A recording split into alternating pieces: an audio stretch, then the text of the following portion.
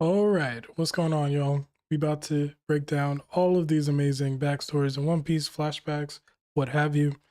One Piece is such an amazing story that's been going on for so long, and one of the best aspects of One Piece really is these amazing moments that Oda comes up with that a lot of other stories aren't really able to reach those heights on like an emotional level sometimes. Uh, I already did one tier list a couple months ago called the One Piece Fears, the One Piece Feels tier list. So you can check that one out after this one if you want to. There's probably gonna be a little bit of crossover between that one and this one, but this one is mostly just focused on the specific backstories slash flashbacks of different characters, starting from chapter 0 up until where the current story is. And so this is gonna be a fun one. If you have any opinions, definitely drop them down in the chat because I'm very open-minded to hearing people's opinions on where I place these different backstories slash flashbacks. So without saying anything else, let's get right into it. Okay. There we go. And as you can see, we got the different tiers here. We got generational fiction, which you already know what that means. We got immaculate, we got excellent, good, okay, bad, terrible. I could have did S through F, but I decided to do it this way because I feel like this is a bit more descriptive. So yeah, let's get right into it. So the first thing that we got coming up right here is the prequel chapter of One Piece, and that is chapter 0. And chapter 0 is really, I'm just going to put this here for now as I discuss this real quick. And chapter 0 is really the the tie-in chapter to the Strong World movie, which is all about Shiki. This is a pretty fire flashback, I can't lie, because we get to see Shiki and his importance to the story as far as Roger, and we get to see Garp and Sengoku come together. We get to see the Battle of Ed War. Everything is really fire, but it's not the tip top level, and it doesn't have the emotional highs of some other flashbacks. So I think that this is a good starting point for excellent, I'm gonna say, and then we'll decide later. Maybe we want to move it up to immaculate. Generational fiction, I think that it's only gonna be a few that are in that tier, to be honest. Next up, we got Zoro, and Zoro's first initial flashback in the beginning of One Piece, basically. So yeah, when it comes to Zoro's original flashback, it's like I might be hearing from the Zoro fans on this one, which I'm a Zoro fan myself. I got two different Zoro figures on the thing back there, but Kuina's passing wasn't really all that. You know what I'm saying? Like she fell down some stairs. The relationship between him and her, you could still tell that Oda was still in that early kind of figuring out how he wanted the story to be mode. You know what I'm saying? So I don't want to say it's bad per se, but there's so many good ones that by comparison it might be. I'm gonna put it in okay for now, and then we'll come back to it, especially by the time we get to the other Zoro flashback. All right, so next up we got a fan favorite here. The next one up is Chou Chou. And with Chou Chou, if you don't remember who this is, in the Orangetown arc, there's a small dog that this is a heartbreaking one too. This is I'll get to it in a second. There's a small dog that basically has a shop owner that is their owner. The owner gets sick. Well, the dog is always by his side. The owner gets sick. The owner goes away, and he tells the dog to protect his shop. And every day the dog keeps coming back there, keeps coming back there. Have you ever seen that one episode of Futurama? It's kind of like that one. Another tearjerker, in my opinion. And even in the current story, when the buggy pirates are burning down the town and whatnot, Chou Chou is still trying to protect that building for his owner. And he's a real one, and he's a good boy. So this one, I low-key want to put it in immaculate, but I feel like I'm just guessing at that point. So I'm gonna put it in excellent, honestly, because I feel like this kind of sets the pace for how good flashbacks are actually gonna be, but on kind of a surface level. Do you think? You know what I'm saying? Do you think Buggy could detach his? Wow. Okay. That's how we coming in the fucking chat right now. But anyway, Buggy can do whatever he wants. He got the chop chop fruit. You know what I'm saying?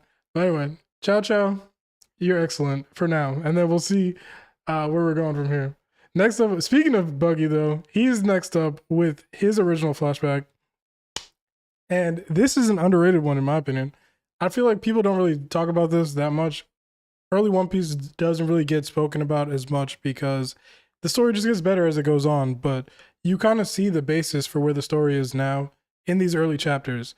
Like this one right here is a favorite of mine because he not only gets his devil fruit, obviously, but it kind of sets the pace for what his character would be throughout the rest of the story and sets that initial connection to the Roger Pirates and to Shanks. And it's really the brotherly relationship between him and Shanks that's established here that really makes this a really great backstory. And so I'm going to put it in good for now. And then I can come back to it a little bit later. I know I said it's one of my favorites, but I mean, we're being objective here at the end of the day. So next up, we got Gaimon. And it's like Gaimon is a character that doesn't really necessarily have to be in the story.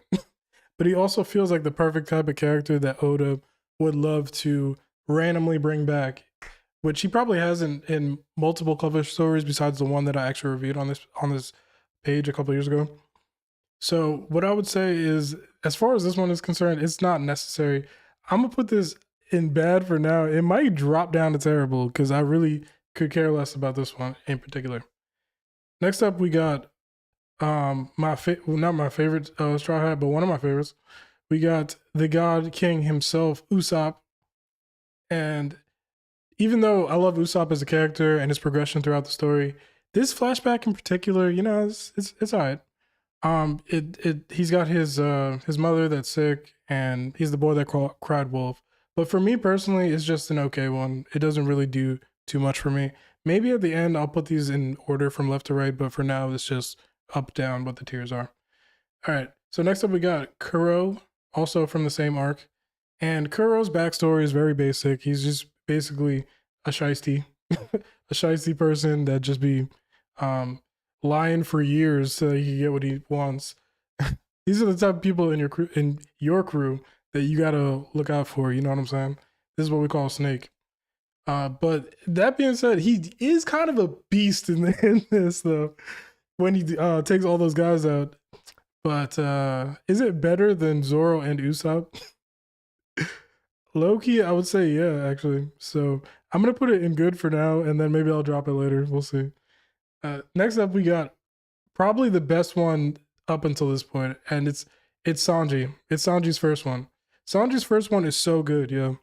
I know that later on in this tier list, when we get to a second backstory, it's also gonna be, you know, a heavy hitter. But this initial one doesn't really get the praise to the level that I feel like it needs to. It really sets a lot of the values that Sanji has at an early point in his life and explains why. Well, we get another explanation in the second backstory, but it sets that initial reason why he doesn't like food to go to waste and et cetera, et cetera. So, plus, you know, the shock factor when Zeph just chops his own leg off. We can't forget about that, obviously. So, honestly, this is not quite in generational fiction, but it's definitely immaculate, okay? So, yeah. Next up, we got another Straw Hat here. We got Nami. And Nami, this flashback right here, this is one of the best in the entire story. And I think that's pretty much bar none. I'm not going to say bar none because we got a lot to go here. So what I would say is that as far as the Straw Hat backstories, this is literally top. Oh my god, my freaking... There we go. Okay, my bad. So when it comes to Nami, I think that hers is better than Sanji's, to be honest. So generational fiction, I don't know. I don't know if it's generational fiction. This is where I feel like I should narrow down generational fiction to maybe just the top 5 or so. But this One Piece is so good, and it's such a long story. There's so many flashbacks in here that it's going to take a long time for me to decide on that. But for now, I think it's definitely going to be immaculate for sure. The relationship between her sister, and Bellamy, and then Arlong coming in and boof, Bellamy, and it explains why Nami has this love for the kids that she does throughout the rest of the story. There's so many different moments where it comes back, and it's because she's emulating Bellamy at that point. You know what I'm saying? When it comes to the freaking Straw Hats backstories in particular, this is one of my favorites for sure. And then at the end of it, whew, I know I shouldn't be putting the uh I know that I shouldn't be what's the word? You know, just putting emphasis on that part, but when it comes to this, okay, my bad. I know that I shouldn't be also factoring in what happens after the backstory in the present time during the arc that it takes place in. But with this one in particular, I gotta say that we get the moment where Luffy puts the straw hat on Nami right after that. So I'm not gonna let that factor into this, but I am gonna mention it. So next up we got Laboon, and Laboon is an okay one. You know what I'm saying? It gets enhanced a little bit when we get to Brook's flashback. But by itself, I'm not gonna say it's bad, but it's just alright. We got Dorry Brogy, and Dorry Brogy, I don't know, man. It's like there was just a couple meatheads at the end of the day. It low key was probably a little bit overrated, so I'm not gonna say it's bad, but I think we're gonna get a lot of those okays in the early part of One Piece, at least that aren't the heavy hitters. So next up, we got Chopper's backstory, because I'm trying to speed this up a little bit. Next up, we got Chopper's backstory, but for the ones that are really good and really hit a special spot, I'm gonna make sure I speak on them a little bit more. So when it comes to Chopper's backstory, it's one of those ones where if you reach this as a benchmark in the One Piece story, you'll probably know whether or not you're gonna make it through the next like batch of. Well, once you get to a certain point, you're probably in it for the long haul because One Piece is a long story. But I would say this is one of those ones. So although it's never been one of my personal favorites, I would also say that as far as it goes, it's better than a lot of the average ones. But I don't think that it's necessarily better than some of the other Straw Hats. Yeah, so I think where it's at is honestly where it probably should stay, to be honest. And next up, I got Vivi. And so Vivi's backstory is one that's honestly forgotten a lot. Whenever I put these up here, I'm just putting them as a placeholder until I actually decide where they're going, by the way. So when it comes to Vivi's in the Alabasta arc, it's a quick, fun one that you could kind of forget about, but it's about her and Koba, I think his name's, that are Koza, whatever. It's about their early relationship, them as kids, them fighting as kids. Basically, she gets kidnapped because she's the princess, and then her dad saves her as well as Pell and my other guy. And it's not amazing, but it sets what you need to know about the different characters, especially because of in the present story, they all kind of have to combat each other. And Kozu's dad is the only person that's left that's trying to still build this village. There's the drought and all that stuff. So yeah, I'm gonna say that. Yeah, honestly, it's just good. After saying all that, it's just good. So next up, we got Wyper, and Wyper's okay. You know what I'm saying? I think that his is just alright. So we got Gan Fall. I think that Gan Fall's is pretty interesting. How he starts off as the god of Skypiea and then ends up losing it by the end of who is Wyper? Come on, brother. You gotta read or watch Skypiea, my man. Wyper is basically the Shandian descendant of the ancestors like Kagura, and the pretty much the point of his character in that arc is to be the representation of the people that were kind of the original people of Skypiea before the Skypieans got there.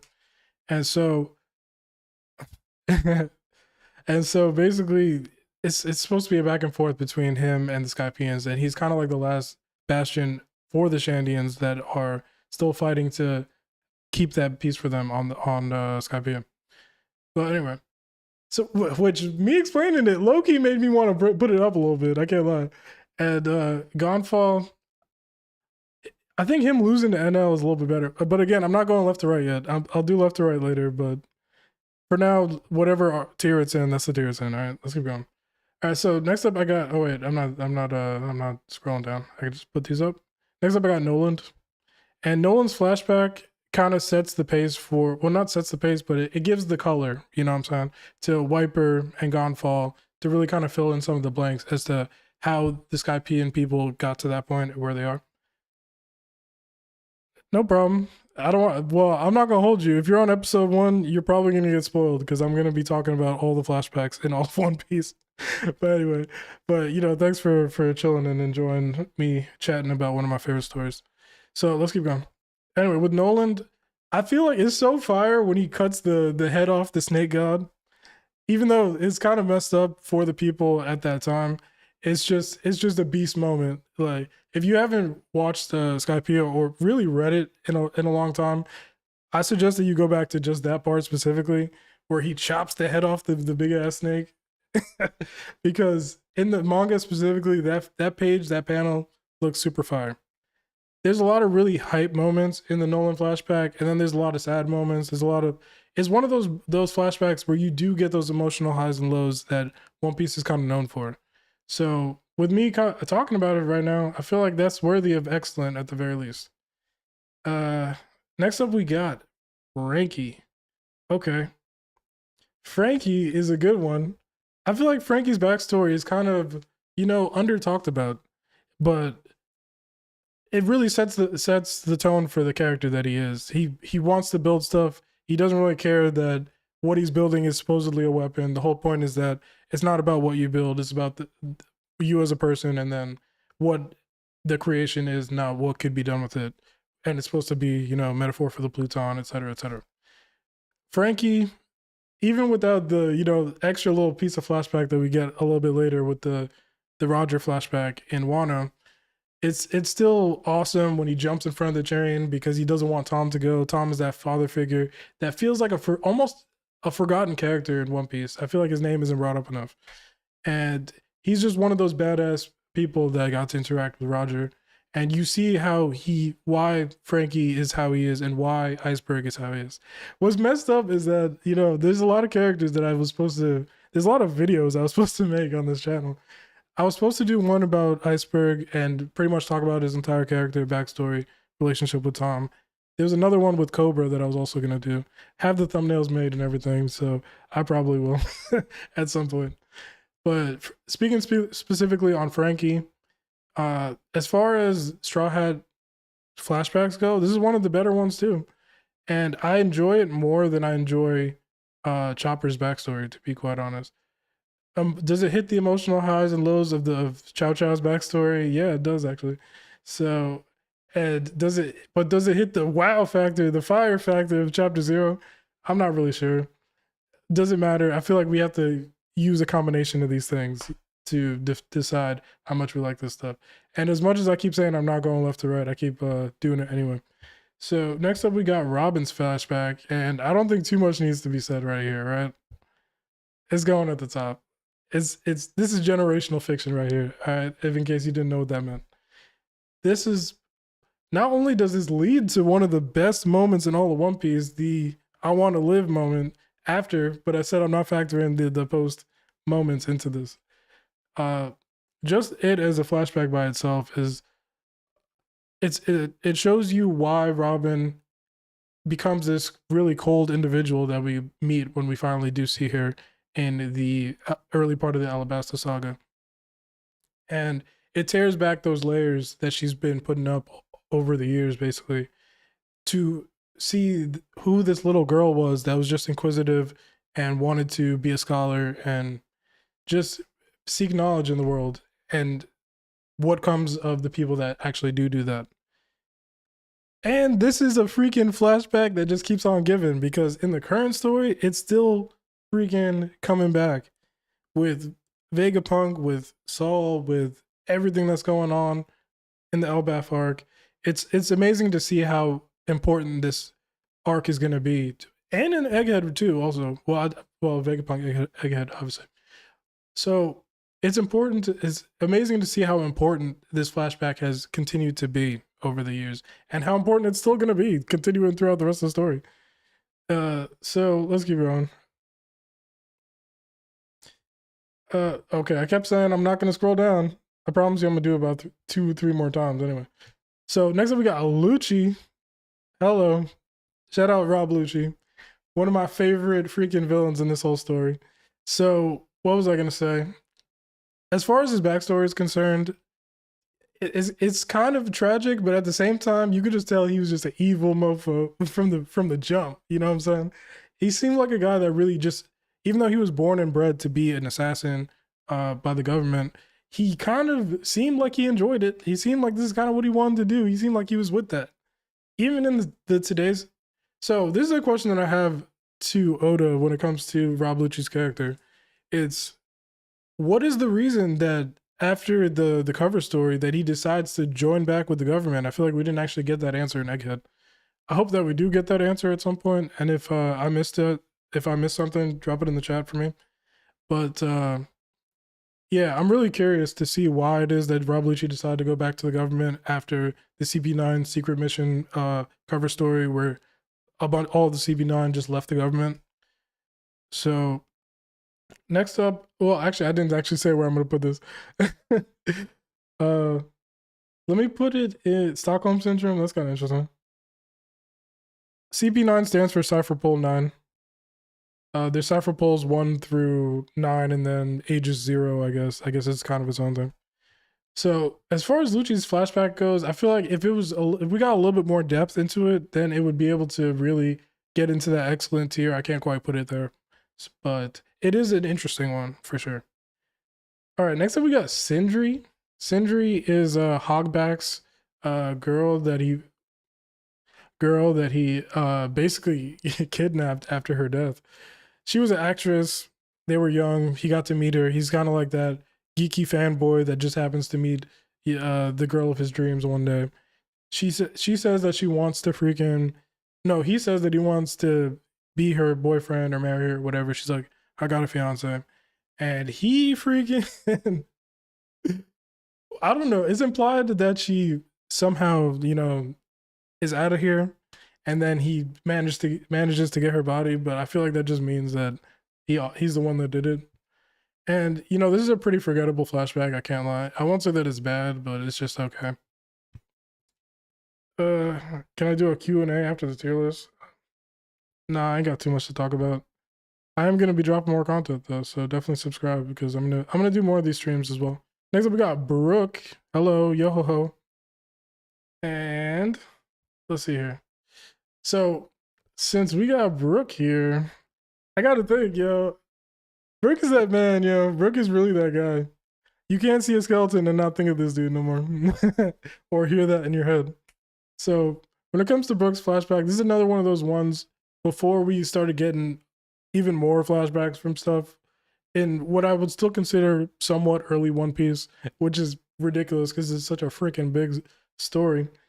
I would say that this was one of those ones that people that watched or read One Piece would be like, oh, Oda is really good at making these backstories of creating emotion in the reader, whatever, the watcher, because of backstories like this one. Although I don't think that I enjoy it to the level that I like the Robin one, I think that it is still a pretty good one, you know what I'm saying? Is it better than Nami though? Wow. No, bro. That's a tough one. That's a tough one. But obviously he's with the Rumbar Pirates, loses Laboon, ends up being the last of his crew for a very long time after he gets his double fruit, comes back, finds his soul finds his body, it's just skin and bones, yo-ho-ho, and then he's just in the Florian Triangle, etc. Labubu, you mean Laboon. Anyway, I know what the Labubu is, I'm just messing with you. All right, so next up we got Boa Hancock, and this is kind of a messed up one, I can't lie. I did a video a while ago talking about Boa Hancock's backstory, including this flashback, including a little bit more that we get in the Fishman Island flashback, and how I think that this kind of has to come back into the story at some point, because it's pretty much established that, the Celestial Dragons don't like people to get away from them. So they're control freaks at the end of the day. So when they find out that there's a former slave roaming around, of course, they've been trying to get at her island, and Yeah, if she actually got in the clutches of the world government, I'm not really sure what would happen. In fact, I kind of am sure what would happen. I'm pretty sure she would be a slave again. So I feel like that fear and the whole scene of her showing Luffy her back and all that has to have a full circle moment in the story to kind of resolve her character arc before the story is over. And since this last leg of the story is obviously going to be about pirates versus the world government, I feel like that kind of has to happen again. Do I feel a deep connection to Boa's backstory? No, I can't say that I do. But I would say that, you know, it's one of those ones that definitely gives you the feels if you are an empathetic person as an individual. I wouldn't say that it's one of the best, though. I wouldn't say that's one of the best, but as far as honestly, as far as for a lot of the female characters in the story, I'm not gonna say that a lot of them get shafted as far as having depth to their backstory, but this is probably one of the ones that's the most for sure. I would definitely put it above most of these ones. And Kuro, you gotta drop. I know I said I wasn't doing it. I'm doing it. I don't care. Buggy, you staying right there. Next up, we got hilarious. This one just says East. And it's when Dragon is talking to Ivankov and he's looking to the east, which is funny because this literally became a meme in the One Piece community. Basically, that Dragon doesn't do anything besides look east, yada yada yada. And even though jokes aside, I think that this really sets the I keep saying sets the tone, but it helps you understand a little bit more about Dragon's character before you get to the point that we actually get to see his backstory, which we'll get there. Yeah. So honestly, I think I'm not gonna put it excellent. That's doing the most, but it's a good one. I feel like good and maybe am I being too selective? Let me think for a second. Not really. I think there's a lot of really good One Piece backstories, but I feel like as we keep going along, this area is the area above is gonna start getting filled up a bit as well. Okay, so next up we got Ace. So Ace is interesting. As far as his backstory is considered, it's really just him trying to go after Whitebeard, trying to take him out, and then eventually, I don't want to say becoming his quote unquote son, his theoretical son, whatever, and basically becoming one of the most important people to Whitebeard, if not the most important person to Whitebeard. And it really gives you the understanding of his relationship with him. So, and the reason why it's so strong, the reason why Whitebeard wants to go to the world's end, at least on a surface level, not even a surface level, but we get even more information as the story goes on, obviously, because we learn a little bit more about his and Roger's relationship. So I think that this could go in excellent, to be honest. Excellent is pretty much a step above just, you look at it and you're like, this is good. I feel like this is above just, this is good, in my opinion.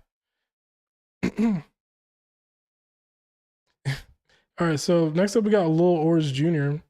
And I think this is just when he meets freaking Ace and Wano, and he gives him the hat on top of his head, the straw hat. And it's okay, bro. It's okay. I put it above these ones, but it's okay. All right, next up we got Whitebeard flashback, and this flashback is when he meets with Roger in the is it the flower capital? I don't remember where exactly this is, but I'm pretty sure it's in Wano. I'm pretty sure we find out later that Odin is there as well. And this is an awesome moment where we find out that Whitebeard does know that the One Piece is a thing, and or the more about the Void Century than we probably thought that he knew at that point as well. And we see that him and Roger actually had like a really cool relationship, not just a my rival, I hate you, yada yada yada relationship. I think this is pretty cool. I think that it doesn't have I think this is pretty high up here, but I don't know if it has the emotional impact for it to be in the immaculate / generational fiction. But it was one of those ones where if you want to talk about really cool moments in One Piece, this is one that just keeps coming back, keeps coming back, keeps coming back. Okay, and next up we got the ASL flashback. Okay. when I was first reading One Piece, I actually didn't really like this one that much, but I think that it's alright. You know what I'm saying? But I think it's not just alright; it's good, and obviously you get to understand more about the relationship between Luffy and Ace and why they ended up getting the strong bond that they do. They kind of just shoehorn my man into their Sabo so that he can play the big brother role in the second half of the story. Although I'm glad with what they've actually done with Sabo's character. At this point, it's a little bit jarring, even if it is slightly foreshadowed beforehand. It's a little bit jarring for Sabo to just be thrown in there when all we've known is Luffy and Ace to that point. But as far as the story itself is concerned, I think that it all plays out pretty well, but it's not one that I'm like itching to go back to, in my opinion. All right, so next up we got this one says Rayleigh. I'm pretty sure this means this is when Roger first meets Rayleigh, and he's just kind of yapping him up and whatnot. This is another one that's like it's cool, it's not bad, it's good, it's not just okay because it's one that you will remember because anytime that Rayleigh is shown, anytime that Rayleigh is shown, anytime that Roger is shown, anytime that we get a little bit more of Whitebeard, you know, you're just itching for that little piece more that you can add to their overall story. And this is one where you kind of get to see him, and he looks like Luffy, and it makes you think about Luffy when he first meets Zoro in the very beginning of the story. So I think it's definitely excellent. Again, as you can see, it's hard to break into my immaculate tier or the generational fiction, but One Piece just has so much excellent stuff that I feel like as we keep going, excellence can fill up more than good is. So next up, we got the Fishman Island flashback, aka Jinbe's flashback, and this is an awesome one for sure. For Fisher Tiger, we get to see Arlong and Jinbe and how Arlong ended up going to the East Blue. We get to see how Jinbe ended up where he's at, how he ended up with Whitebeard at a certain point, having the relationship that they did. But well, he wasn't with Whitebeard, but how they ended up having the relationship that they did, where we see Jinbe at the beginning of the story, not the beginning of the story, but when we get to the Marineford saga, why he refuses to go up against Whitebeard. We get to understand all these things, and obviously Queen Otahime, and right now off the top of my head, I can't remember what his name is. The freaking creep guy. I forgot what his name is, but whatever. Vanderdecken. That's it. Vanderdecken kind of sucks. I'm sure that when we get to the Void Century, we're gonna somehow meet his ancestor though, and yeah, I'm not really looking forward to that. But as far as his backstory is concerned, I should say, I actually did a video on this talking about why Jinbe and Arlong are actually not that different of characters. But if you want to see my thoughts on that, you can check that video out. And obviously, I really like this flashback for that reason. As far as the arc as a whole, that's a completely different conversation in my opinion. I think that the arc is kind of jumbled and not paced well. But as far as just the flashback is concerned, and we also get to see damn, what's my girl's name that's in the Revolutionary Army? She's friends with Sabo. Damn, I can't remember. But we get to see the relationship between her and the Fishman and why she knows Fishman karate. And even though, well, we don't get to see her in the post time skip until after this, but that's another cool moment that ends up making this kind of a full circle moment later on. But as far as all the aspects of this particular flashback, it's one of those ones that also keeps coming back with Shirahoshi, keeps coming back. Oh, the Fishman got the poneglyph from Whitebeard. You know, it just keeps coming back. So honestly, this is excellent, and you can't tell me nothing else about it. You know what I'm saying? Make your own tier list. Next up, we got Hody. Hody's backstory does, you know, make you understand the character more. He's very similar to Arlong as far as his ideology goes, which is why he kind of worships him as a kid as well as his friends. And so you get to see both the not necessarily the Fisher Tiger way of thinking and the Otahime way of thinking, but it kind of does go that way. I would say not that, because Fisher Tiger kind of changes the way he thinks by the end of his backstory because of Koala, that's her name. because of Koala. But if it did branch that way, it's more like Jinbe kind of lands in the middle. And as far as on the Fisher Tiger side, before he had the flip, Arlong kind of landed in there, but even further to the extreme. And then Hody kind of follows that example as he's a kid, because no matter what it is, they're going to feel that discrimination and whatnot. So as an actual flashback, it's not a bad flashback. It's good. But, it's high okay. If high okay is a thing, I don't know. It's high okay, but it's just not on the same level as these other ones that are in the good tier, to be honest. But it's not a bad flashback, is what I would say. There's not going to be many that make it into bad or terrible. Maybe Gaimon might drop to terrible. I don't know. But okay, I keep saying that the next one is going to be Caesar, and Caesar's the next one. He's not staying there. I'm just putting there placeholder. So Caesar, clearly they got the mushroom cloud here. So they're talking about when he blew up his freaking lab. This is an okay one. This is nothing too special. It does set the helps you understand why Punk Hazard kind of is how it is before that gets blown up by freaking Aokiji and Akainu. But is not one that I think about very often. I'm not gonna lie. It's gonna stay in the okay tier. I don't know if I'm gonna whatever. Let's keep going. Next up we got Brownbeard. Brownbeard is kind of pretty much connected to the Caesar flashback anyway.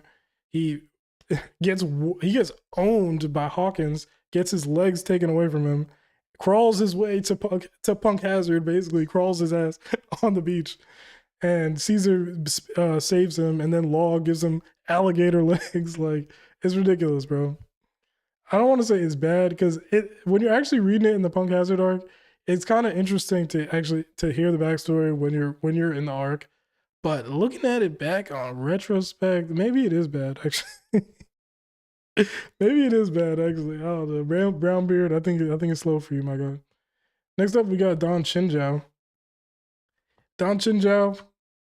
Now, people can say that I don't even think people can say this is a bad one, to be honest, because now, even though Don Chinjao doesn't look like that man, that guy in this flashback, somebody else does. And you know who that is? That's Monkey D. Garp, my boy.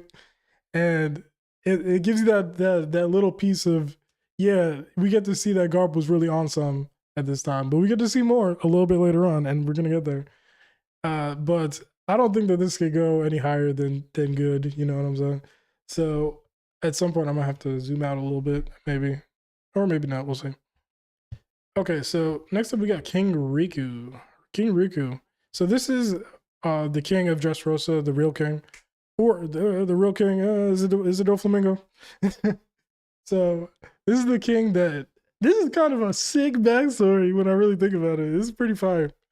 He gets controlled by Dofi and goes through the city, got him waving his sword, slashing through people, destroying the town. Yo, he made him ride on his own people. That's freaking crazy. That's crazy, yo. This is pretty fire. This is a pretty fire backstory. Even though it's tragic, it's messed up.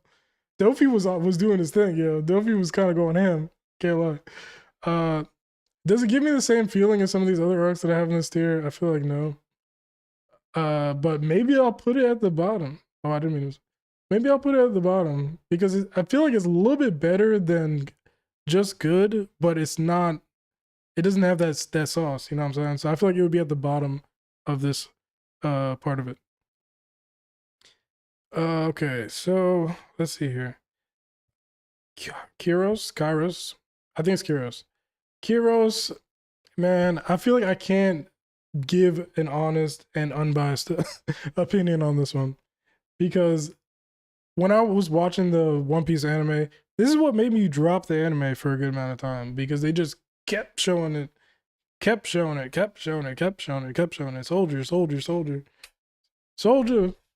boy, tell him. But anyway, Kyros, I can't, bro.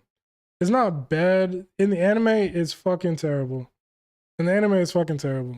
But as far as like in reality, I put it like in the middle of okay somewhere. I'll fix the left to right at the end, whatever. But Bellamy, I don't even remember his backstory. Bellamy just kind of came from the North Blue or somewhere, I think. And then that was it. And yeah, I think it might be terrible. This is my first terrible. Bellamy's going on the terrible. Law, in my opinion, is one of the best backstories in the whole freaking story. And this was when I was like, oh wait, actually One Piece turning back up real quick. Yo, as far as when One Piece really gets dark and really don't give a, you know what I'm saying? That's when One Piece is really at its best. So this is kind of the epitome of that, and it just jaded Law throughout his whole life. All his people getting wiped out. He's got the amber lead poisoning too. Freaking the relationship between him and Corazon, them going from place to place, doctor to doctor, they throwing him out. Don't care. Yo, that shit is crazy.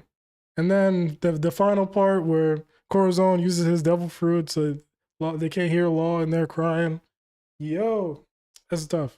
That's tough. Oh, is it better than these Straw Hat backstories that we got right here? Let me know your opinion real quick. Yo, nah, I know you saying a bunch of nonsense in the chat a little bit, but Law's backstory is generational, yo. I really can't wait for him to come back in the story. I hope he really plays like some role in the end of it. Eustace Kid, I don't really care if he plays a role, but Law's my guy, bro. I love Law. I'm tempted to put it in generational fiction, yo. I feel like it really is, yo. I feel like this is one of the best freaking backstories in all of One Piece. And it has to come back, you know? It has to come back into the story. He has to come back into the story. Legitimate. Okay, so next up we got Dofi. Let's go. These two are hand in hand, low-key. They're hand in hand. Dofi's backstory is so fire, bro. This is just like another one of those ones where if you want to tell somebody else that they want to get into One Piece and there's a character that they're just going to freaking love from the moment that he's seen and every time when he appears in the story after that, it's Doflamingo, bro. And this really lets you see why he becomes that evil bastard that he is. I'm tempted to go generational with this one. Even though people don't talk about Dofi's backstory that often, really go back and read that shit, bro. Watch that shit. Because he reminds of life, because he's really good in ABA. Anyway, yes, Law's amazing, Dofi's amazing. Dofi's backstory, they get kicked out of the land of the gods. His dad's like, yo, I'm cool with it. And then they get down there and everyone's like, nah, we hate y'all. Strings them up on the wall, yo. This shit, yo. That would turn anybody into a villain. Let's keep it a beam. That will keep anybody into a villain. Okay, word, bro. So next up we got Baby 5, and she just wants to be useful. You know what I'm saying? She just wants really she just wants to be loved. You know what I'm saying? Who don't want to be loved in life? Should you be suicidal about whether or not you want to be loved? Maybe not. You know what I'm saying? But she gets her love at the end of the day. Not necessarily in this backstory, but I don't want to say it's bad, but it's okay. One Piece does have a decent amount of okay ones, but I just am confident they have more good, excellent, and immaculate generational fiction ones, and then okay to bad, to be honest. Next up, we got Senior Pink. All right, well, I'm not even going to talk about it. We're going to the next one. Sabo. Sabo's backstory, I don't know, bro. When it comes to Sabo, I do love his character now. I'm not going to say too much, but I want to love like the entirety of his character. It just feels to me like they were like, Ace was such a popular character. We can't just let Luffy's brother go. And now I feel like Sabo's established for real, into being his own character, into being an important person and role player as far as the final saga is gonna go. He's the Flame Emperor now, you know what I'm saying? He's got his own moniker and everything. And I think that he's a secret D-Clan member, which is, I'm gonna keep dropping all these different video ideas that I had at one point that I actually made thumbnails for that I just never made the video. And he was on the cover of it. That's all we really got to know. Sabo's an important character of the story. That being said, this flashback of him coming back from the dead, I don't think it's that great, bro. I don't think it's bad, but I don't think it's good. I think it's okay. Okay, now we got a good one. We got Sanji 2. Yo, Sanji 2. This shit right here, bro. This made me feel like, bro, I thought his first backstory was sad. I thought his first backstory was sad. And then they freaking decided to throw this one on us in the Whole Cake Island arc. Bro, the Whole Cake Island was getting so much crap during its actual runtime, and it's because yes, there are certain parts in the arc where it does drag a bit. They were in the forest for too long. They was escaping for too long. You know what I'm saying? Big Mom was chasing them for too long. But let's say that a couple of those chapters got taken away. I feel like those parts wouldn't drag as much. When it comes to the parts of Whole Cake Island that really hit, like Sanji's backstory, like him finding out about pudding, like what's another one? Luffy versus Sanji. Come on, bro. There's so many really good high moments in Whole Cake Island that I don't think that as an arc it really gets what it deserves. But as far as this backstory is concerned by itself, yo, you get to see where Sanji gets that sweet, kind heart from. It's from the mother that he doesn't really get to have in his life, even though he does get to have this bastard of a dad in his life. And then he's like, I just got to get out of here. And he escapes. The Germa as characters, you know, I have mixed feelings on it. I feel like as far as Sanji's dad is concerned, he's much cooler now than he was in this arc. Because in this arc, he was kind of annoying, to be honest. But as far as the whole backstory with Mads and Vegapunk and Caesar and all that stuff, that's cool. This is where Sanji's dad needs to be at, to be quite honest. So, as far as this backstory is concerned, with all these other ones, I think that it's probably immaculate. And maybe I have straw hat bias here, but I feel like I don't, because the three of the generational fiction are not straw hats. But yeah, let's keep going. We got Lola. So Lola, this is I guess we could call this the Loki 1 flashback also. Yeah, this is an okay flashback. This made me make a hilarious video about Loki way before the Elbaf arc started, about how he can't get no hoes, and how I thought that there was gonna be a romantic aspect to this arc, and about him trying to find that love and whatnot, because this part is established with Lola. And I don't necessarily think that I'm even fully off base with that, because there is that one character, I can't remember her name off top right now, but there is that one character that he was talking to on the Dun Dun Mushi, and I think that character is filling the role of what I'm talking about here. But we'll have to find out as either this arc finishes or probably maybe rolling into the next one. But as far as this mini flashback goes by itself, you know, it's alright. It's alright. I think that it's a quality okay. It's not like it's a solid, really. It's a solid. So next up we got what we got next? Oh man, we got a good one. So next up we got Pedro. Damn, bro. Pedro, my G, I hate it had to be you, my guy. So Pedro's backstory, we're not gonna count.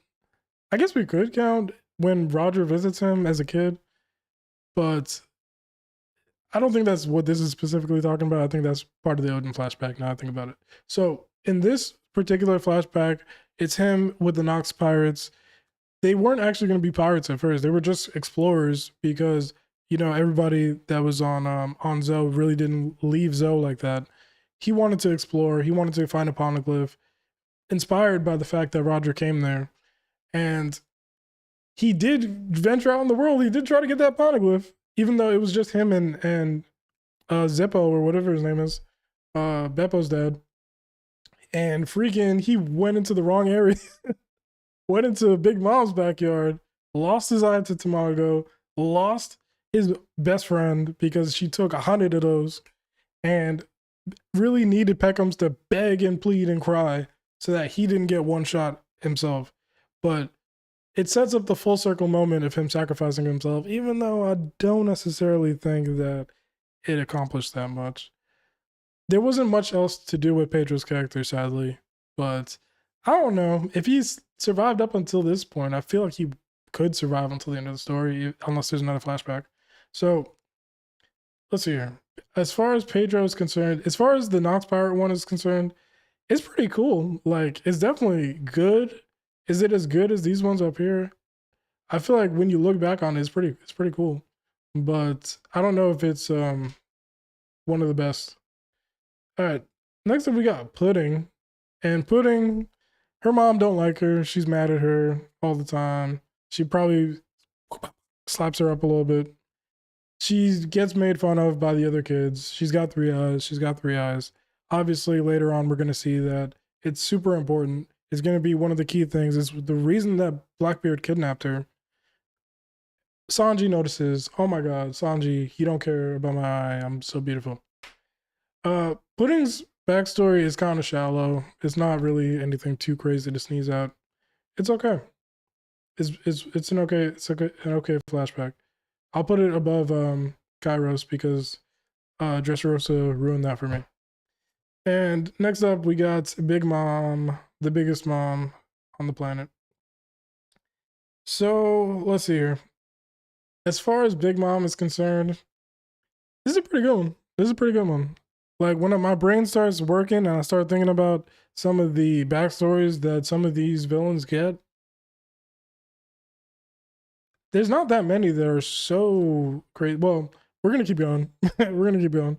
But Big Mom's is kind of one of the better ones, is what I would say.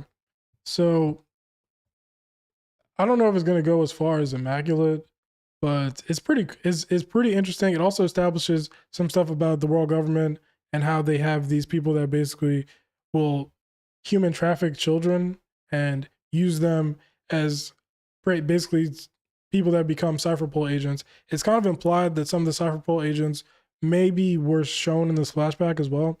So I think it's definitely in the excellent tier, but I don't think that it is getting up into Immaculate. Next up, we got yo. The point of the chat is for you to disagree, bro. Y'all can feel how you feel. There's nothing wrong with that. Let me know your opinions. There's nothing wrong. Anyway, next up we got Katakuri. Katakuri. This is another one that's weak, yo. I love Katakuri as a character, bro. But I mean, ooh, he got a fucking slack jaw, whatever he got. He got a freaking eel mouth. Who cares? He got bullied. You better freaking pull up your jeans, my boy. Yeah, you got Katakuri. Is it bad? Is Katakuri's backstory bad? Oh.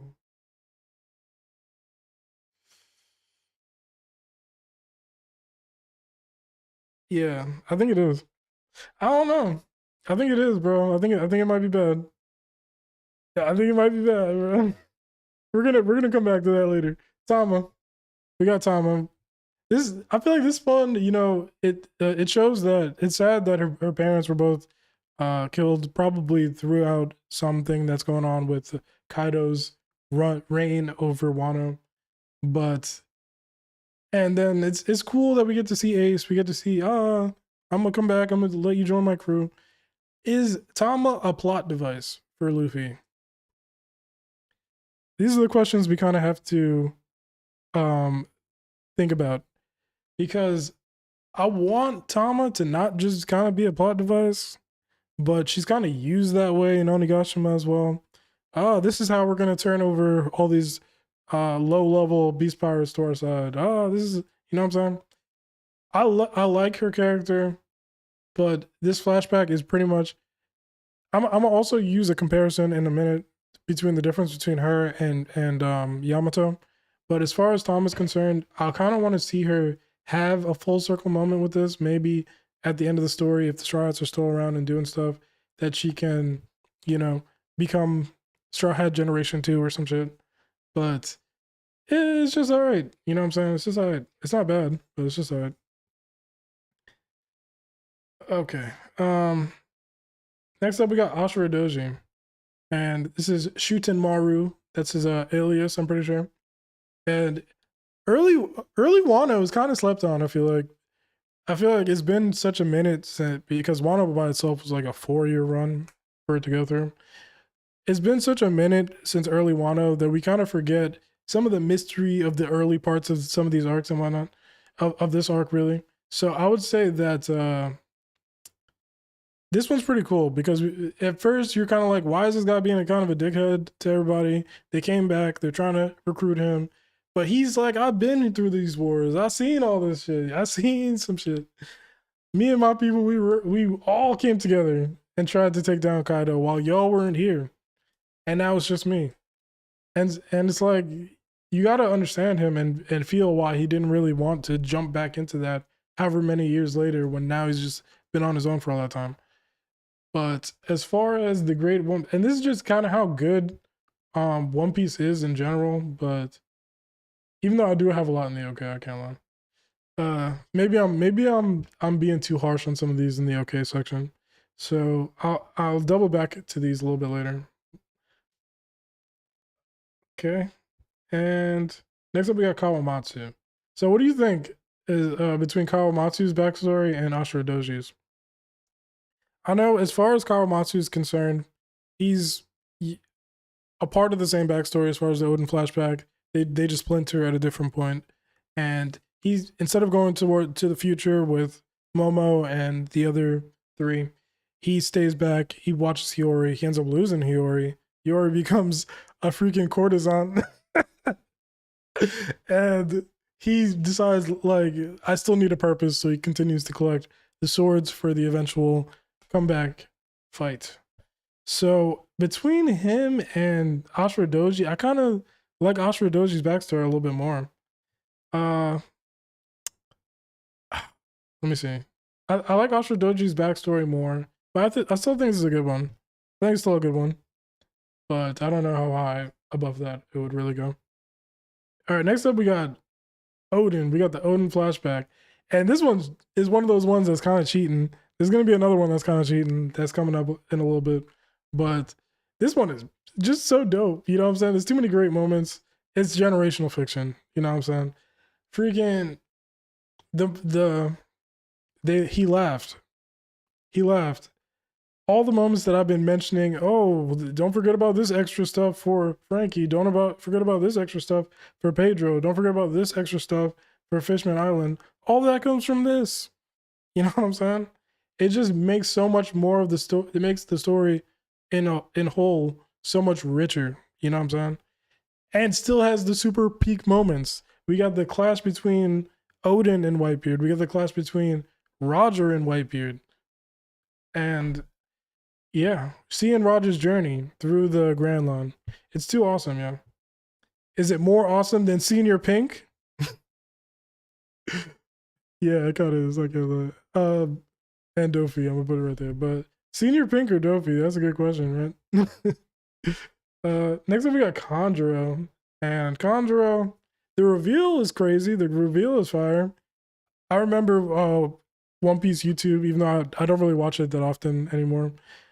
At that time, there was people saying every single member of the Red Scabbards was the freaking fake person. I feel like Conjuro was one of the people that people weren't saying, but looking back on it, it was pretty obvious because he was the only one that was always looking like in every freaking scene panel. You know what I'm saying? So, as far as his actual flashback is concerned, though, he's like an amoeba or some shit, and he looks silly. I actually didn't like this one, but is it enough for me to say that it's bad? I would say no, because it does still add to his character. It adds to the the point is I'm dressed as a theater actor because I've been playing a role this entire time. He's a formless being and he takes shape based on whatever, you know what I'm saying? But is it, now that I'm talking about it, I'm kind of talking myself into it being a good flashback. But it's not an amazing one for sure. This is gonna probably stay near the bottom of here. I'm not really too sure how much higher it could go than that. All right, next up we got Yamato. And Yamato's flashback's pretty cool, man. I really like this one. Yamato definitely does hit the feels a little bit. she's neglected. Her father really doesn't. He doesn't really have good parenting skills, to be quite honest. Probably beats the hell out of her and threw her in a freaking cage. She has Odin's logbook, reads that, it inspires her. She meets Ace at one point. I'm gonna throw those two together because I don't think that the part with Ace is a separate thing here. So yeah, meets Ace at one point. I really like this and Yamato, but I feel like Oda could have been a little bit better with how her character was written throughout the arc. But as far as just this flashback is concerned, her meeting probably I think you already said who this person is to Zoro. Zoro's ancestor meeting the other samurai, and samurai bum rushing at the end, even though it leads to their ends. Them allowing Yamato to have some food and whatever. Yeah, it's a good one. But is it on the tier of these other Straw Hat ones and these ones in the Immaculate? I think it's just a step below, you know? I think it's just a step below. Is it better than Chou Chou is the real question. Is it better than Franky? Franky or Yamato? That's a good one. I think I'm gonna go with Franky on that. I think here is a pretty good spot for it. All right. Yeah, we are almost done, yeah. We're almost done. Let's see here. We got oh, now I actually do need to scroll down. Now I actually do need to scroll down. Okay, there we go.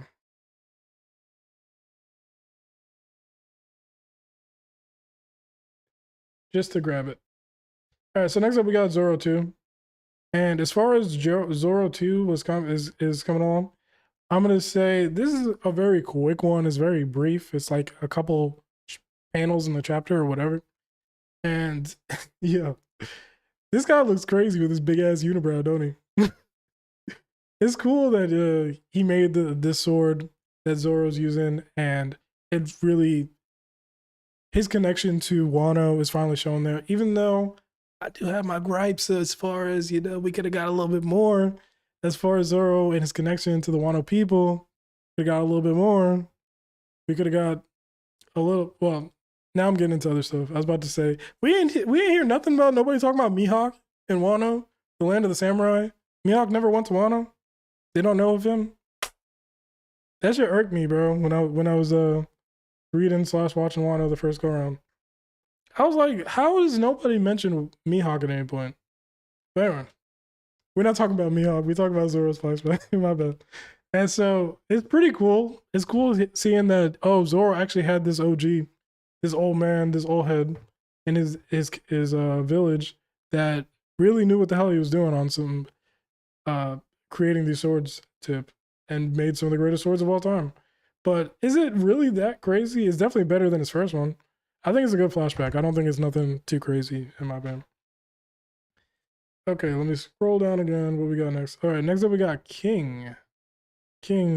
Okay. King is cool.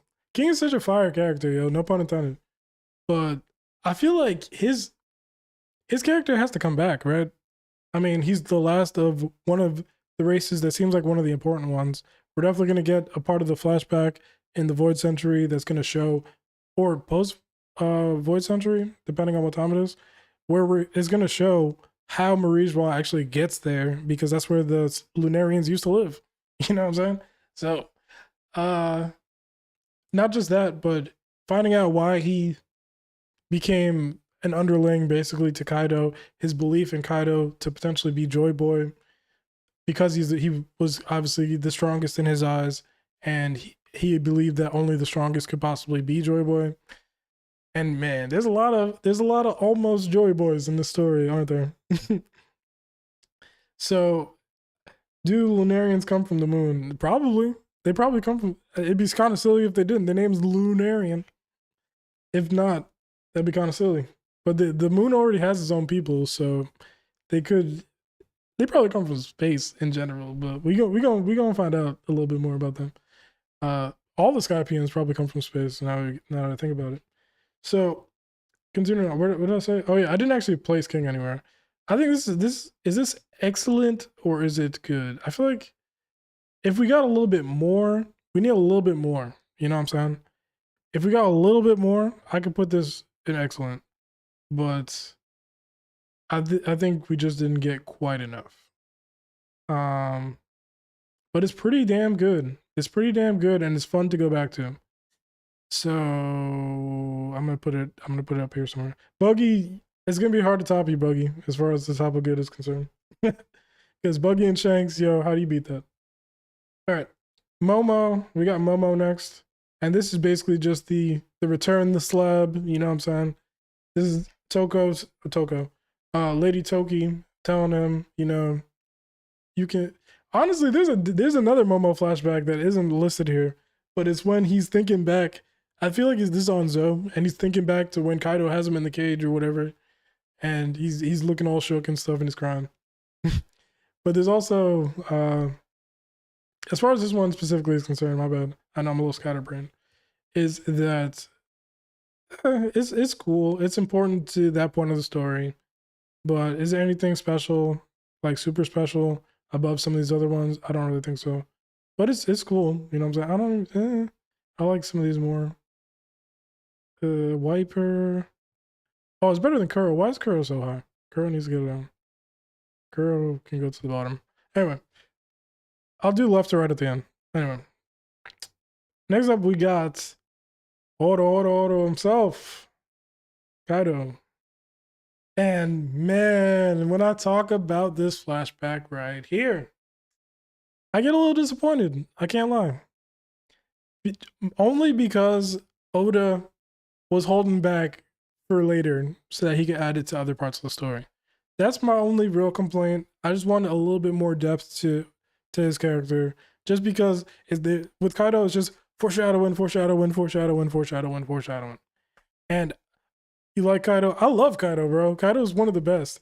I got a freaking one second. Yeah.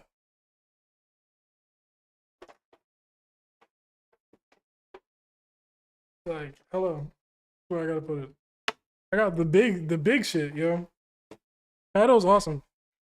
That's why I feel a little disappointed with how his freaking backstory went, to be quite honest. And I feel like we just kind of needed a bit more, which we did get. But when we did get it, it was like a one piece of one topping on a multi-topping pizza, because they was trying to give us a little bit of a bunch of different stuff. So yeah. One day I'll do a live stream showing all the stuff that I have on my back thing over here if you guys want. And if when I zoom back out, I'll show you. I got a little One Piece Straw Hat Pirates tapestry type thing in the back there. So continuing on, because we're about to be near the end of this anyway. Kaido's story, backstory is cool. It explains why he is how he is, but it doesn't fully explain why he is how he is. And I think that he's got to be related to the ancient giants, and specifically related to Harold and Loki, because the similarities are just too uncanny at the end of the day between him and Harold. So there's going to be some crossover there for sure, in my opinion. That's going to bring it full circle between him and the ancient giant people, the Oars. Somewhere along the line, Oars or one of his descendants got with a giant or a human or something, and it created the Onis. is the point of what I'm saying. So let's continue. There's a reason why they both got horns and got a beard that goes out like this, and the mustache, and they both got the scale pattern. Like, it's too much. It's too much. Next up, we got Toko. Okay, so Toko's kind of sad. Her backstory is kind of sad. And then she ends up with Yasue after her parents are also killed, kind of in a similar way to Tama. And yeah, man, honestly, her whole story is just tragedy after tragedy after tragedy. But as far as memorability goes, it hits you in the feels for sure when you actually go back to it. But as far as memorability goes, I don't think it's anything too crazy. But it's a good one. You know what I'm saying? It's a good one. Next up, we got Dr. Vegapunk. Dr. Vegapunk. And this is a guy that we've been hearing about for the longest, bro. For the longest. So he lived up to it in my opinion. I wasn't expecting him to look like this. That's for sure. But he lived up to the character he was supposed to be. I made a video talking about what I thought his broadcast was going to be, and it's an interesting video. You can check it out if you want. But just him as a character is so cool. We get to see his kind of relationship when it is rocky with the world government, when it isn't rocky with the world government. We get to see that him and Dragon had a relationship. We get to see the aftermath of O'Hara. We get to see the aftermath of Robin's flashback. There's just so much that, especially in this current part of the story, Oda's just reaching back into his bag, reaching back into his bag, and just sprinkling it all over the story, connecting dots, connecting pieces. And this is one of those flashbacks that definitely does that. So I think this is definitely excellent. This is one of the better ones for sure. And it's a fun ride to go through, all the way up until the point that we get the kind of countdown situation that we're in on Egghead Island. All right, so next up we got Kuzan, and this is kind of like the backstory, talking about him being Garp's recruit and them bop bop bop hitting the battleship bags, whatever. And yeah, this is a cool one. No pun intended. This is a cool one, but it's nothing so crazy. I don't even know if I can put it into excellent. Is it gonna be one that we're like, damn, you remember this flashback? Yes, but it's not gonna be one where we're like, this is the one that you definitely got to show somebody. Well, even if you did, there wouldn't be enough context. But it's cool. It leads into, for the people that know Kuzan's character up until that point and know that he has this relationship with Garp, it does add color to it for sure. It adds a little bit more depth to it for sure. But it's a little too short. We need a little bit more. We need to know what his real motivations are for why he's in the situation he's in right now. So when we do get that, it's definitely going to add more to this. But for now, it's good, but it's nothing. It's not blowing me out the water.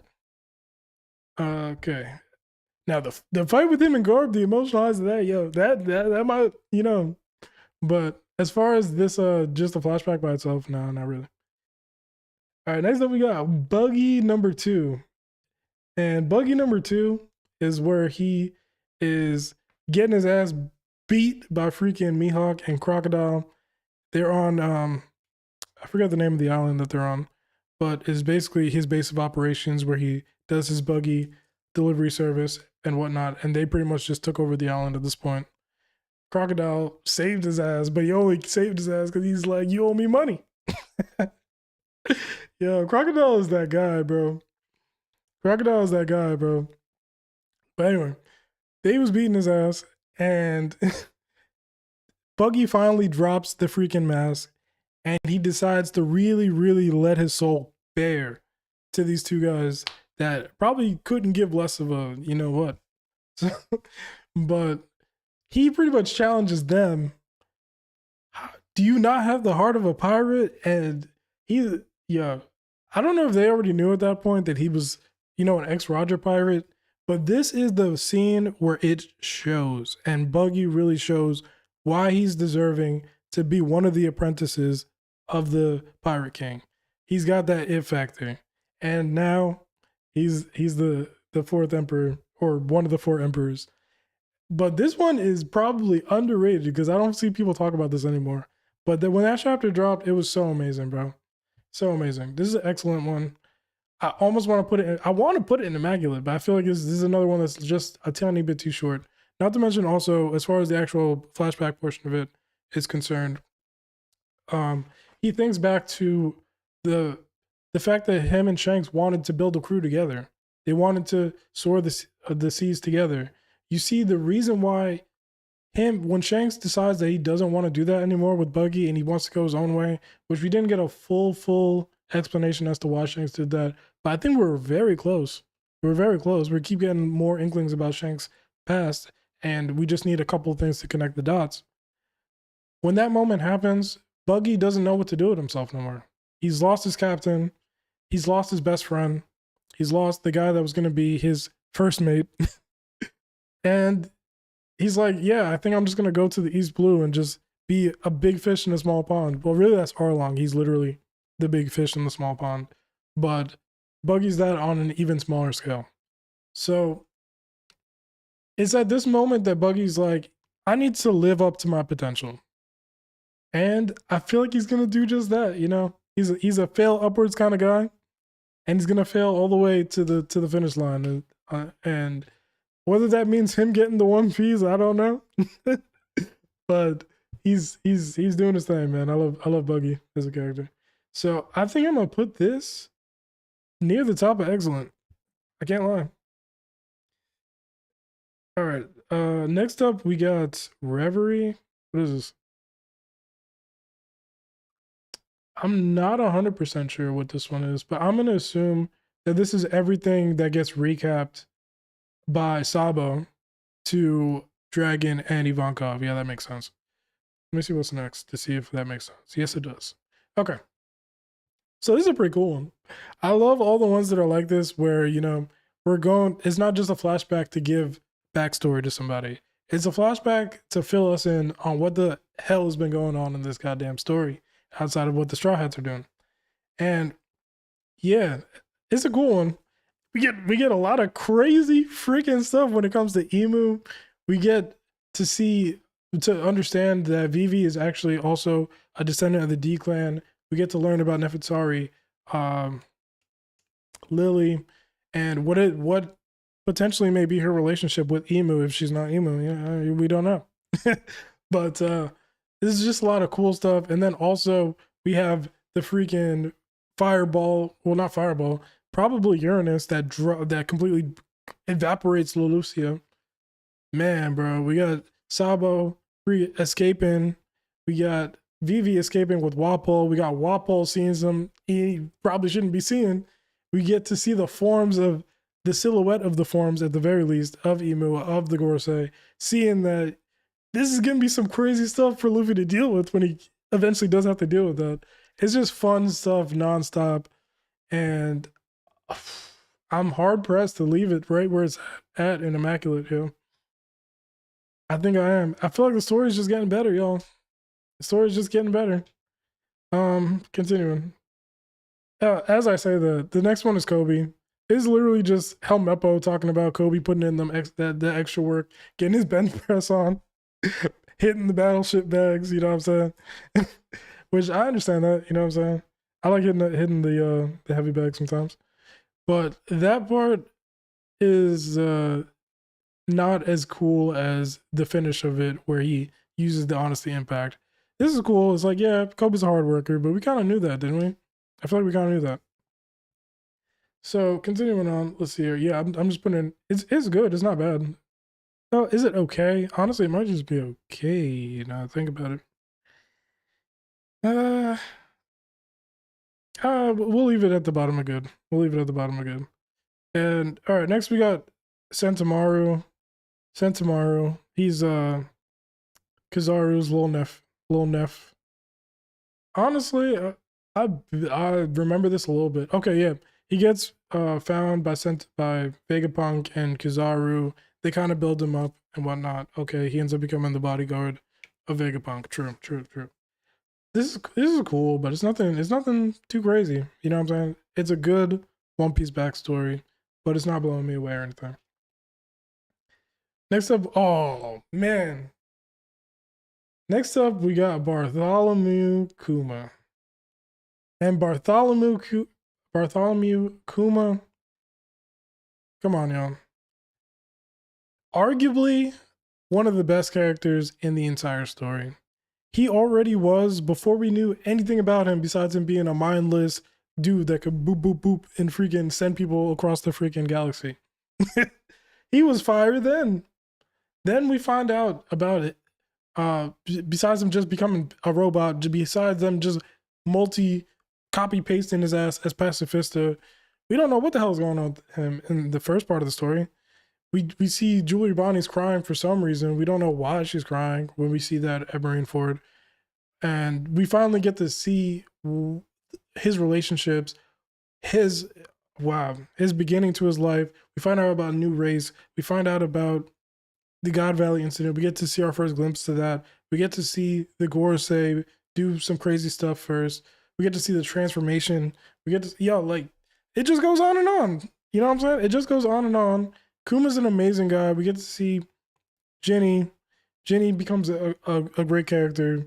She becomes a pretty cool character. I'm not gonna say a great character. She wasn't really around long enough to become a great character, but that relationship between him and her, the friendship between him and Ivankov, even before we get to Dragon and all that, him and Ivankov were like this, bro. And it just hits all the levels of feels. The stuff with Bonnie, oh my god, bro. I don't know. I think it's generational, y'all. Maybe this is recency bias. But I think it's generational. I think Kuma is just one of the best characters in the entire series, if not the best. So let's keep going. Next up, we got Emmett. So we're pretty close to the end here now, guys. Next up, we got Emmett, which is the Iron Giant. Iron Giant, this guy is cool, yo. This is a cool guy. But when he first wakes up in the Egghead Island Arc, I don't know what the heck was going on. Through that whole part, I didn't know what the heck was going on until we finally get, well, I did kind of know what was going on. It was pretty obvious that Luffy becoming Gear 5 activated him in some way. We already knew that at some point there was a giant robot that attacked Marijois, and it was pretty obvious that this was probably it. So it's cool. It was cool. But then when we finally get to see, oh, he was friends with Joey Boy. He was basically his bodyguard. They had a relationship. We didn't really get to see too much because this is another situation like with Kaido where we're not going to give you the whole thing because we want to add it to another bigger ensemble later. So it's still enough for me for right now. It's cool. And it all culminates in the freaking knot getting undone and the poof, big ass blast of hockey that freaking sends all the Gorosei flying, showing that there's still more levels to reach. Even though Luffy, everybody thought, Gear 5, what other level is there to reach? There's higher levels of hockey, y'all. They can't even hit these freaking God Knights right now. Not most of them, anyway.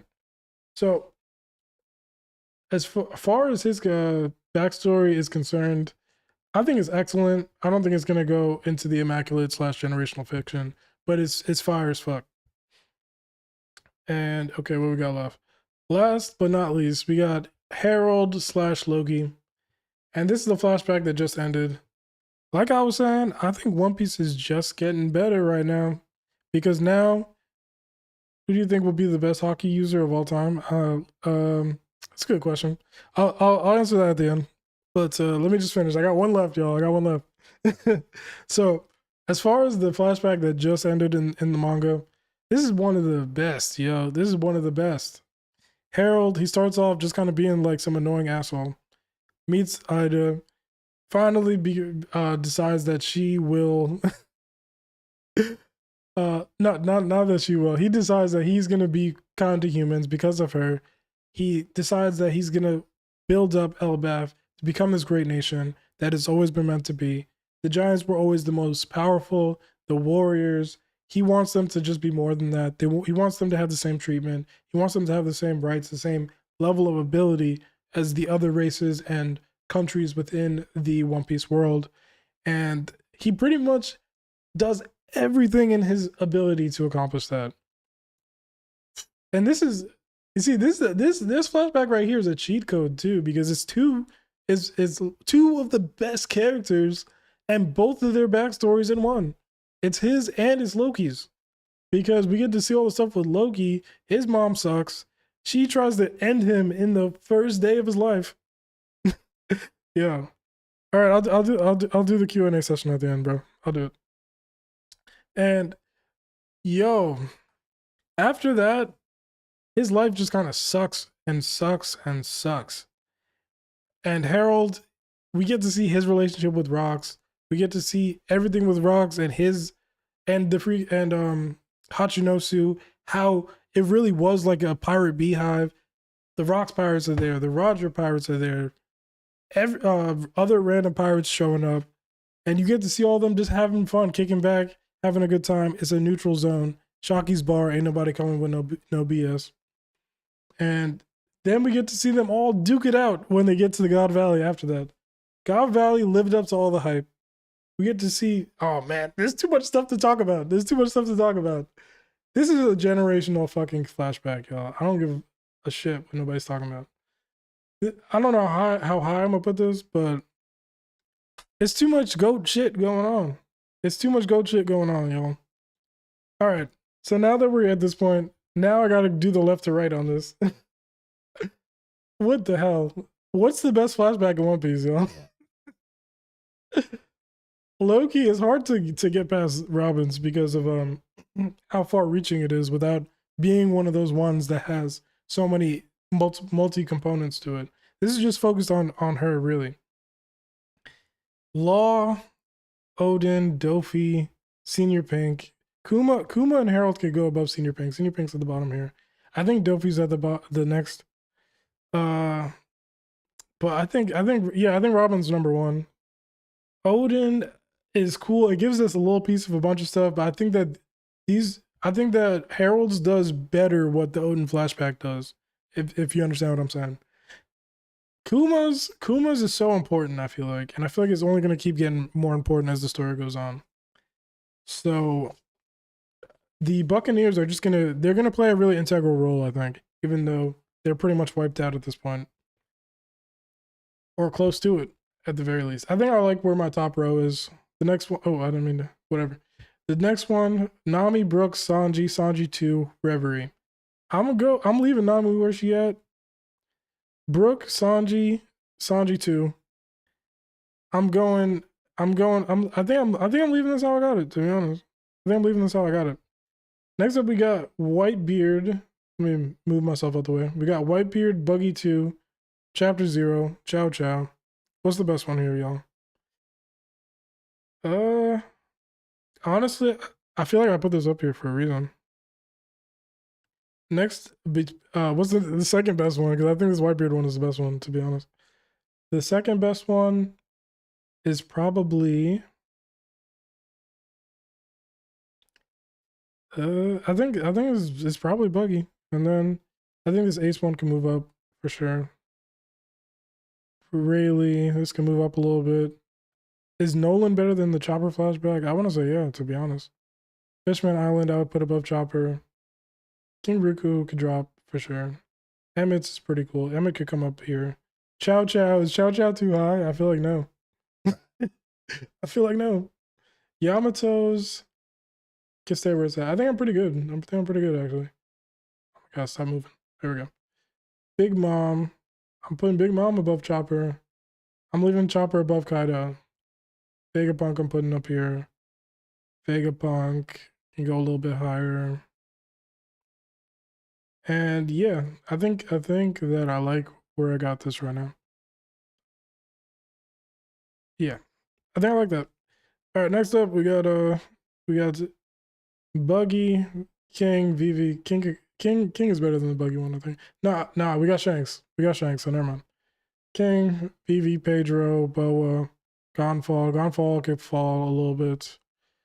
Momo could stay where it's at. Wyper's pretty important. Lucci, Ashura Doji. Honestly, I'm not gonna hold you on. Everything that's from the rest of good down, I don't really care about ranking it too much. All right, you got a quick Q&A session now, man. Ask a question real quick if you actually have a question. If you're not, I'm about to hop off here. Also, like and subscribe, please, if you've been watching all this time, because I'm just gonna keep dropping more stuff. I'll do more streams like this also. So let's see here. Anything? You got 10 seconds. I'm gonna count to 10 if I don't see a question. Oh, you wrote questions? Are you being for real? Okay, I'm waiting. Go ahead.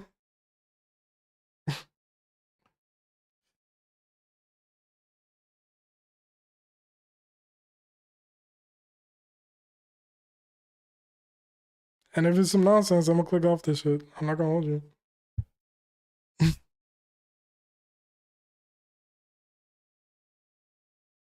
What fruit is the most applicable to real Earth life? This is a crazy question, but I will also say that there's so many goddamn fruits in this story, bro. most applicable to real life. I think that this is deserving of a video at some point. So I do think that I would need to look at all the devil fruits. I can't just think of that off the top of my head. But obviously laws would be fire to have, just being and flipping from place to place and whatnot. I think loss is the easy one that quickly comes to mind, as far as one that would be fun to just use and make your life quick and easy, because it makes his life quick and easy, to be quite honest. Anything else?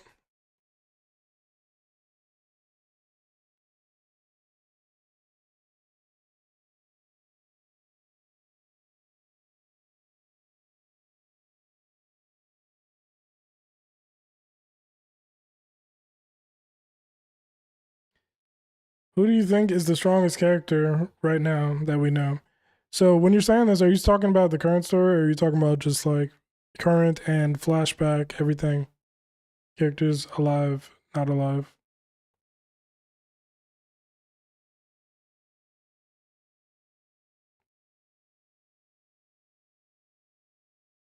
Everyone you know the name of? If I gotta put all the characters in the story, then it's pretty clear to me that it's Joy Boy. He just a little piece of his hockey got taken out that knot, and it's sent everybody in the area flashing, and they're all top tiers. So it's definitely Joy Boy if we're going all time. If we're going the current story, like current time, it's Emu right now, until proven otherwise, in my opinion.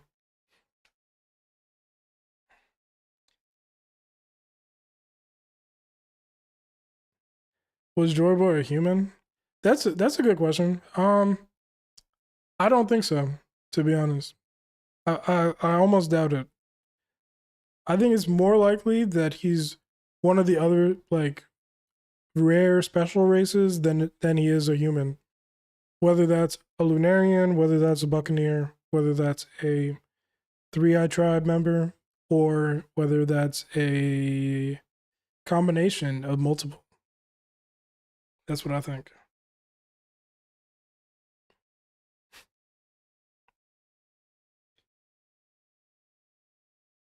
If I could have one type of hockey IRL, which would I choose? Observation for sure. Then you ain't. Yeah, I wouldn't need these glasses I got on, boy. Observation, and you know you could make sure you straight all the time. So that's pretty much it. Because realistically speaking, it's like, yeah, what am I using the other hockey for? I do train in Muay Thai, so I guess that it would feel like cheating if I was using armament. To be honest, you one hitter quitting. But yeah, observation. That's the one. Which I kind of want to see some Sanji flexing his observation hockey as the story continues as well. But I really appreciate y'all being on here for this tier list / stream. This is the first long stream I've done in a good time. If there's any ideas for videos that you guys are thinking about that you'd be interested in hearing my thoughts on, you can also just either comment on one of my posts, comment on one of my videos, or you could follow me on my Twitter. It's @cashpiece, and you can send me whatever. No, I don't have a Discord server because I am still a really small channel. I can't lie. It's a really small channel. I've just slightly over 500 subscribers, and most of them aren't continuously active. So there's not really much of a point in me having a Discord server at the moment. If I get to 1,000 subscribers, maybe I'll make one at that point. But I am gonna be more consistent on this channel.